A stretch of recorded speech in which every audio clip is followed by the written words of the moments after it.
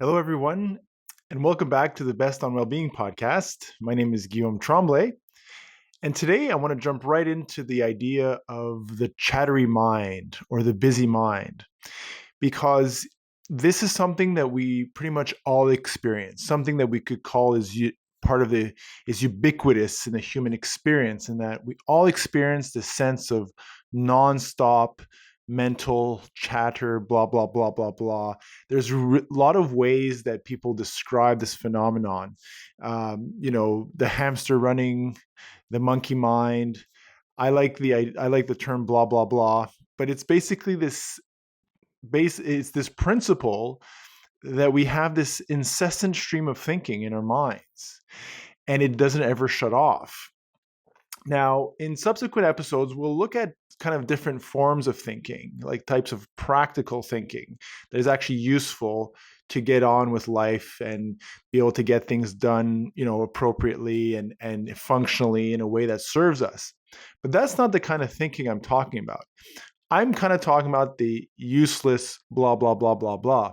And there's different types of words that we use to describe this. One that's common is sort of this the idea of ruminating. Ruminating is usually the kind of this negative circular thinking, where if somebody triggers us, or let's say somebody that's close to us says something we find hurtful, and then we kind of get into a loop of like, I can't believe they said that, and maybe I should have said this, and I can't believe they said that, and I should have said this, and we kind of circular go back and around and around and around this negative thinking.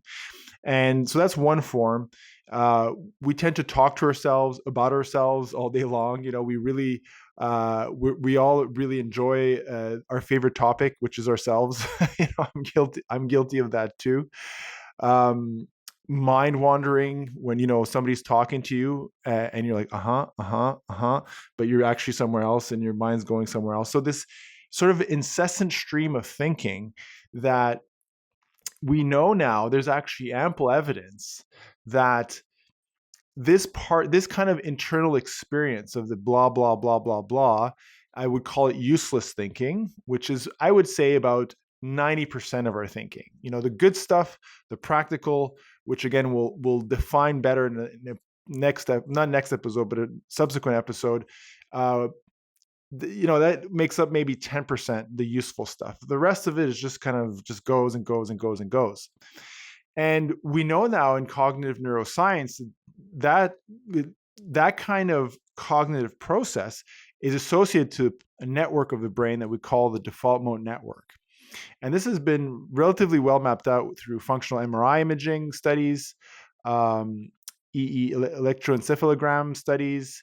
So it's pretty well known that when our mind is busy like that, blah blah blah, going on, that the default mode network, these mid centers of the brain, kind of light up.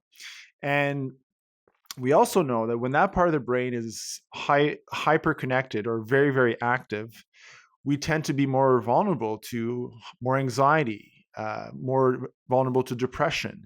So it generally is a pretty clear sort of correlation that when that part of the brain is constantly overactive, it can diminish our well-being and make us more prone to more suffering. And there've been other studies that show when that part of the brain is less active, um, it tends to people tend to report higher levels of well-being or happiness or whatever words they use to try to define a certain state of like a quality of life. Or they use different terminologies, but basically when that part of the brain is less active and there's less blah blah blah, we tend to feel better. So in the terms of well-being, sometimes we think that analyzing ourselves more will figure out what's bothering us and then we'll have the answer. But really, it's a very simple process that an important skill, and this, I can't emphasize this enough, a fundamental skill on the journey towards greater well-being is learning to not think. And we're in a society where like think. We got to think about this, think about that. And again, I'm not coming after the practical thinking, and we'll define that better at a later time.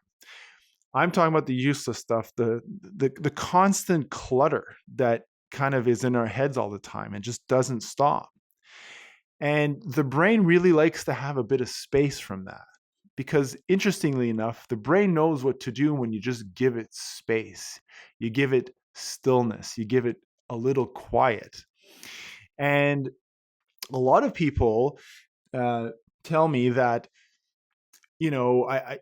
it's kind of interesting in some of my clinical practices over the years, when somebody comes to me and they're reporting a lot of anxiety or things like that. I'll kind of joke around, but I'll say to them, "Let me guess. I bet you your mind never stops thinking, that you're constantly thinking about something all the time." Like they're like, "Wow, how did you know?"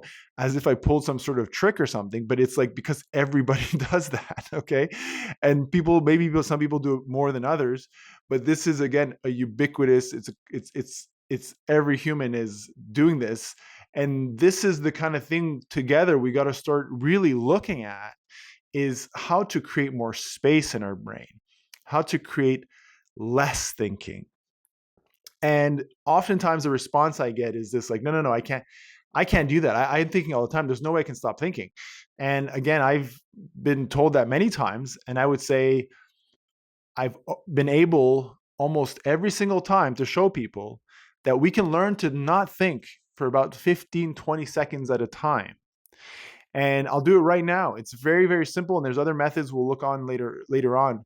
But it's basically 2 breaths. Okay, 2 breaths, and with as much concentration as you can handle, like your life depends on it, to focus with as much, everything you got, all this concentration on the physical sensation of your nostrils and the movement, and just, you can have a little bit of awareness for the movement of your belly, but feeling the air as it moves in and out of your body, to feel all the minutia of the sensations of your nostrils as the air is moving in and out, to really feel that fully and move and feel the movement of your. But you can have some awareness for the movement of your belly, but it's basically, we try to, sometimes you can do it standing up, sitting, it doesn't really matter. But if some of you folks are watching this, just sit down, feet flat on the ground, hands on your belly, we close your eyes, and 2 deep focused breaths, focus on our nostrils.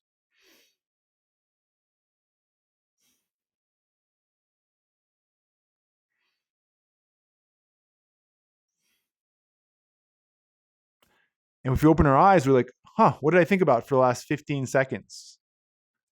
Not much. Or a lot of people will say, well, I thought about my nostrils. You didn't really think about your nostrils. You felt your nostrils. Okay.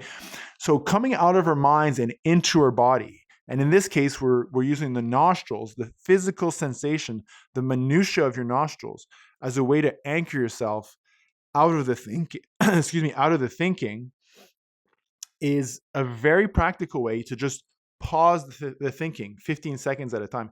That's all it takes to get started. And it can be deceivingly powerful. Sometimes this approach is almost too simple, that people are like, oh, that's kind of cute. Yeah, okay, right on. And then they never do it. And fair enough.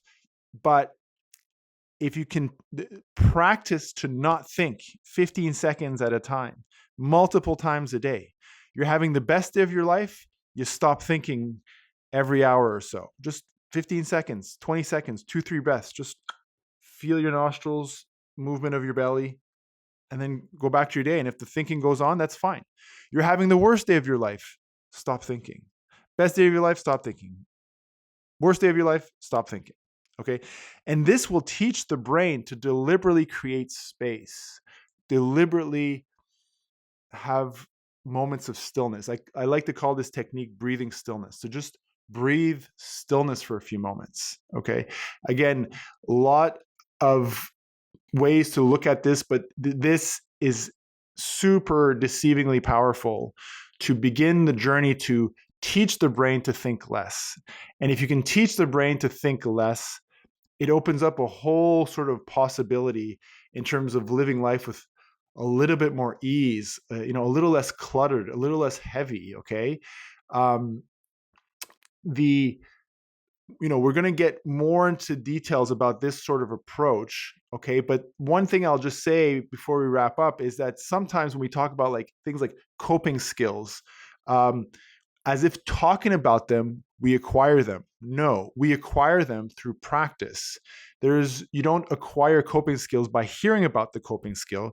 You acquire the coping skills by repetition, again and again and again, and you get the hang of it. Learning to not think is just like anything else, like learning to juggle, learning to do anything, repetition, and you get the hang of it.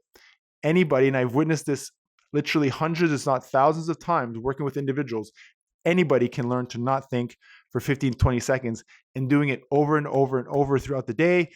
Spreading out 20 seconds here, 20 seconds there, 20 seconds here can really, really support well-being. So I encourage everybody to give it a try. Let's learn to not think a couple times a day, and we'll go from there.